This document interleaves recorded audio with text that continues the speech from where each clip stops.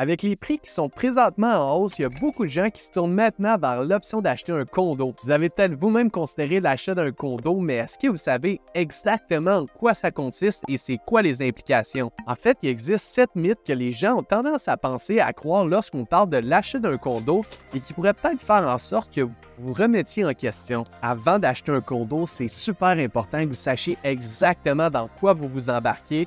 C'est pourquoi dans cette vidéo, je vous parle des 7 mythes pour vous aider à prendre une décision éclairée. By the way, mon nom c'est Émeric Paiement, je suis courtier immobilier et cofondateur de Jumeaux Immobilier. Et si vous aimeriez avoir plus d'informations concernant le marché immobilier à Gatineau ou à quoi ça ressemble ici, je vous invite à me contacter. Toutes mes informations sont ici au bas de l'écran ou dans la description de la vidéo. Sinon, n'hésitez pas à vous abonner et faire le tour de notre chaîne. On a plusieurs vidéos à chaque mois qui pourraient vous intéresser. Donc, le premier mythe que les gens ont tendance à penser, c'est concernant le prix d'un condo versus d'une maison. On pense souvent que les condos sont une option qui sont moins chères, mais bien que ça soit vrai dans plusieurs cas, c'est vraiment important de tenir compte de plusieurs facteurs comme l'emplacement et les caractéristiques de l'immeuble. Par exemple, un condo dans le projet View, qui est un immeuble sur le bord de la rivière à Hull, devant Ottawa, pourrait se vendre plus cher qu'une maison en banlieue. Faut surtout pas oublier les frais de copropriété à chaque mois qui peuvent être élevés tout dépendant de la gestion en place. Si je prends encore un condo dans le projet View qui est présentement à vendre, ça peut représenter jusqu'à 700 $ de frais de copropriété par mois,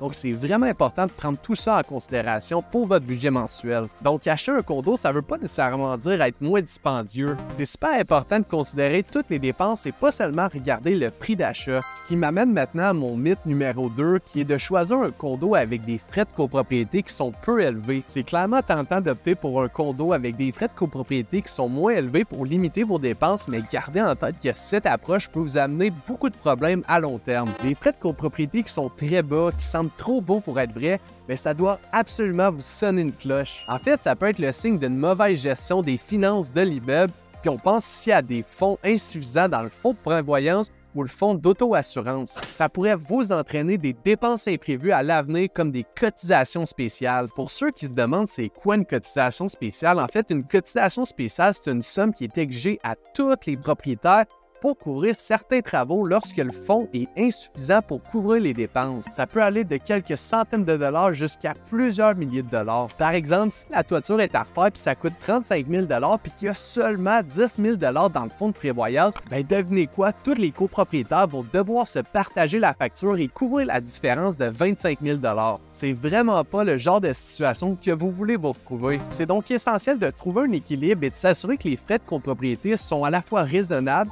et qui reflètent une bonne santé financière de l'immeuble. Très important ici, lorsque vous pensez acheter un condo, assurez-vous d'ajouter une condition de vérification des documents de copropriété dans votre promesse d'achat. Ça va vraiment vous permettre de prendre connaissance des finances de l'immeuble et de prendre une décision éclairée par la suite. Maintenant, passons au mythe numéro 3. Avoir un condo, ça signifie avoir moins de responsabilités. Bien que posséder un condo implique généralement moins d'entretien par rapport à une maison, ça ne veut pas dire que vous n'avez rien à faire. En tant que copropriétaire responsable, vous devez non seulement prendre soin de votre partie privative, donc votre unité, mais aussi contribuer aux affaires de la copropriété. Idéalement, vous devriez assister aux assemblées générales et surtout s'assurer de respecter les règlements du bâtiment énoncés dans la déclaration de copropriété. Vous êtes tout de même copropriétaire, donc vous avez quand même quelques responsabilités. Passons maintenant au numéro 4. Est-ce que les déclarations de copropriété sont tous les mêmes? En fait, la plupart des gens pensent que c'est le même document pour chaque immeuble et prennent pas le temps de la consulter. Mais pas si vite ici, bien que les termes juridiques dans la déclaration de copropriété puissent vous donner l'impression que c'est toute la même chose, c'est pas toujours le cas. En fait, chaque document comporte ses propres particularités, donc c'est super important d'en prendre connaissance avant d'acheter le condo. La déclaration de copropriété pourrait par exemple vous mentionner si les animaux sont permis, si vous avez le droit de faire certains travaux ou rénovations, si le bruit doit être limité à certains moments de la journée, ou même si vous pouvez faire du barbecue sur votre balcon,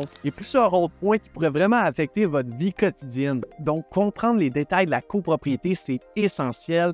Puis en cas de doute ou d'incertitude, je vous invite à faire appel à un notaire pour qu'il vous aide à comprendre tous les petits détails. On arrive maintenant au mythe numéro 5, soit les condos de la même superficie payent les mêmes frais de copropriété. Même si votre voisin est propriétaire d'une unité de la même superficie que la vôtre, ça ne veut pas dire que vous allez payer les mêmes frais de condo. Il n'y a pas seulement la superficie de l'appartement qui rentre en compte lorsque c'est le moment de calculer les frais de condo que chacun doit payer. En fait, il y a plusieurs facteurs qui influencent le calcul des frais, notamment la nature du condo. On pense ici à la hausse hauteur des plafonds, le nombre de fenêtres, son emplacement dans l'immeuble, à quel étage vous êtes, est-ce que vous avez une vue sur la rivière ou sur le stationnement, et finalement, est-ce que c'est résidentiel ou commercial. Donc, gardez en tête que des unités similaires peuvent avoir des frais de copropriété qui sont différents. Maintenant, le mythe numéro 6. Plusieurs copropriétaires croient à tort que leur balcon ou leur terrasse fait partie de leur unité privative, tout comme l'intérieur de leur appartement. Par contre, c'est pas tout à fait vrai. Le balcon est généralement considéré comme une partie commune, mais à usage exclusif. Donc, qu'est-ce que ça veut dire? C'est qu'en tant que propriétaire de l'unité qui est reliée, vous avez le droit exclusif de l'utiliser. Vous pouvez l'aménager comme vous voulez, donc vous pouvez mettre des pots de fleurs, des meubles de jardin, peu importe, mais vous devez quand même respecter certains règlements. Par exemple, généralement, vous ne pourrez pas effectuer de travaux sur votre balcon sans obtenir l'autorisation préalable des autres copropriétaires. De plus, si le règlement de copropriété vous interdit l'utilisation du barbecue, vous ne pourrez pas en installer un. C'est donc super essentiel de comprendre les règlements et demander l'autorisation si nécessaire. Et finalement, le dernier mythe que vous pouvez avoir entendu sur les condos, c'est que vivre en condo signifie vivre dans une communauté qui est unie. Bien que la vie en copropriété puisse favoriser peut-être un sentiment de communauté à cause des espaces communs ou des commodités partagées, bien, en fait, la réalité peut réellement différer des attentes. Ça se pourrait très bien que vos interactions entre voisins soient moins amicales que ce que vous aviez en tête. Il faut quand même garder en tête que vivre en copropriété, ça mérite de faire preuve de tolérance et faire preuve de savoir-vivre pour me permettre chacun de vivre en paix. Personnellement, j'ai souvent vécu en condo, mais j'ai pas réellement eu de relation avec mes voisins parce que je les voyais simplement pas. Donc, je vous conseille d'aller visiter les condos et faire le tour pour vraiment évaluer dans l'atmosphère que vous allez vivre. Voilà, ça fait maintenant le tour des 7 mythes concernant l'achat d'un condo. Est-ce qu'il y a des points qui vous surprennent ou justement que vous pensez que c'était peut-être un petit peu différent? Laissez-nous savoir dans les commentaires, ça serait super intéressant d'avoir votre point de vue. Si vous avez apprécié la vidéo ou vous l'avez trouvé utile, n'oubliez pas de liker et de vous abonner à notre chaîne pour plus de contenu similaire. Restez à l'écoute pour nos prochaines vidéos, prenez soin de vous et à plus!